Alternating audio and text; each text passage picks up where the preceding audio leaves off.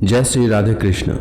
हमारे हिंदू धर्म में अमावस्या, पूर्णिमा और एकादशी की तिथि का विशेष महत्व होता है। जगत के पालनहार भगवान विष्णु की पूजा इस दिन करने से सभी समस्याएं समाप्त हो जाती है और घर में सुख समृद्धि आती है और धन धान्य की प्राप्ति होती है। आज माघ महीने की अमावस्या है, इसे माघी अमावस्या भी कहते हैं। साथ ही मौनी अमावस्या के नाम से भी जाना जाता है। साल के सभी अमावस्या में मौनी अमावस्या का विशेष महत्व होता है। इस दिन मौन धारण करने से मुनि पद की प्राप्ति होती है। पौराणिक ग्रंथों के अनुसार इस दिन गंगा जल अमृत के समान होता है। जो इस दिन गंगा स्नान करता है उसके सभी कष्टों का नाश होता है तथा समस्त सुखों को भोगने के बाद वह वैकुंठ लोक को प्राप्त होता है। मौनी अमावस्या के दिन मौनी अमावस्या की कथा अवश्य सुननी चाहिए, साथ ही दूसरों को भी सुनानी चाहिए। इससे भगवान विष्णु अति प्रसन्न होते हैं। तो आइए सुनते हैं मौनी अमावस्या की कथा। प्राचीन काल की बात है। एक गरीब ब्राह्मण परिवार था। उस परिवार में पति पत्नी एवं उसकी एक पुत्री भी थी। उनकी पुत्री समय के गुजरने के साथ साथ धीरे धीरे बड़ी होने लगी। उस पुत्री में बढ़ती उम्र के साथ सभी स्त्रियोचित सगुणों का विकास हो रहा था। वह कन्या सुंदर, संस्कारवान एवं गुणवान थी, परंतु गरीब होने के कारण उसका विवाह नहीं हो पा रहा था। एक दिन उस ब्राह्मण के घर एक साधु महाराज पधारे। साधु उस कन्या के सेवा भाव से अत्यधिक प्रसन्न हुए।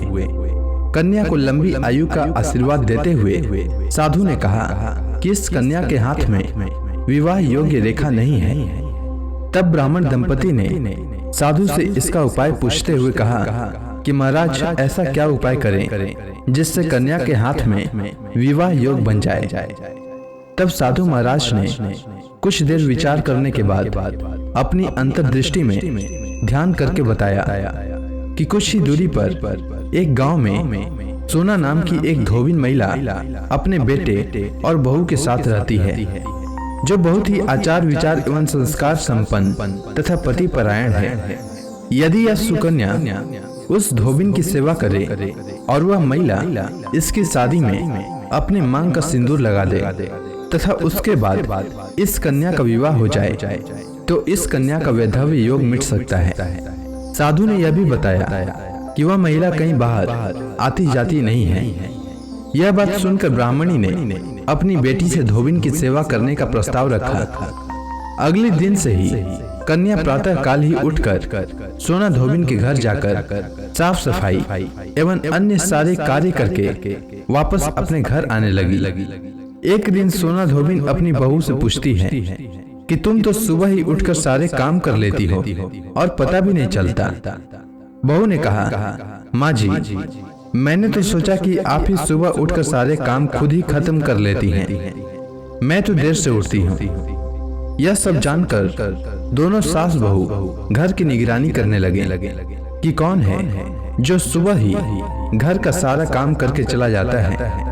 कई दिनों के बाद धोबी ने देखा कि एक कन्या मुंह ढके अंधेरे में घर में आती है और सारे काम करने के बाद चली जाती है। जब वह जाने लगी तो सोना धोबिन उसके पैरों पर गिर पड़ी, पूछने लगी कि आप कौन हैं और इस तरह छुपकर मेरे घर की चाकरी क्यों करती हैं। तब कन्या ने साधु द्वारा कही गई सारी बात बताई। सोना धोबिन पति परायण थी, अतः उसमें तेज था। वह तैयार हो गई। सोना धोबिन के पति थोड़ा अस्वस्थ थे। उसने अपनी बहू से अपने लौट आने तक घर पर ही रहने को कहा। सोना धोबिन जैसे ही अपने मांग का सिंदूर उस कन्या की मांग में लगाया, सोना धोबिन का पति मर गया। उसे इस बात का पता चल गया। वह घर से नीरा जल ही निकली थी। यह सोचकर कि रास्ते में कहीं पीपल का पेड़ मिलेगा तो उसकी पूजा करके और उसकी परिक्रमा करके उसके बाद जल ग्रहण करेगी। उस दिन अमावस्या थी। उसने पीपल के पेड़ का 108 बार परिक्रमा की और उसके बाद जल ग्रहण किया। ऐसा करते ही उसके पति के मृत शरीर में वापस जान आ गई। धोबिन का पति फिर से जीवित हो गया। इसीलिए जो भी अमावस्या का व्रत करता है और पीपल के पेड़ की 108 बार परिक्रमा करता है, उसके सभी प्रकार की विपत्तियां टल जाती हैं।